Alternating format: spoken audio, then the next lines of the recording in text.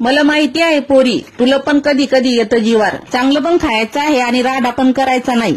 चाल बरं पोरी, बनव ही रेसिपी. पहिले तर वांगा चरत कापायचे, अख्खे मात्र ठेवायचे. कापले की लगेच पाण्यात टाकायचे. एक मोठा कांदा घ्यायचा, चर कापायचा, त्याच्यासोबत कोथिंबीर पण कापायची. कांदा कोथिंबीर एका प्लेट मध्ये काढा. सोबती त्याच्या शेंगदाण्याचा कूट, घाटी मसाला, हळद, मीठ, वरून टाका तेल. घ्या आता हालून, करा इकडून तिकडून. एक वांग घ्यायचं, त्याचं पाणी काढायचं आणि असा कूट आहे हे भरून घ्यायचा त्या वांग्यामध्ये. भरताना मात्र दाबून भरायचं, म्हणजे मसाला बाहेर येणार नाही. आता गॅसवर ठेवा कुकर, त्याच्यात टाका तेल. तेलाच्या सोबती राई लागली नाचाला, वरून टाका जिरं लागलं रुसाला. जिरं रुसू नये म्हणून लगेच भरलेली वांगी टाका. करा इकडून तिकडून. आता टाका उरलेला मसाला. झाकण ठेवा, वाफ येऊ द्या. वाफ आली, पाणी वता. आता लावा कुकर, द्या 2 शिट्ट्या.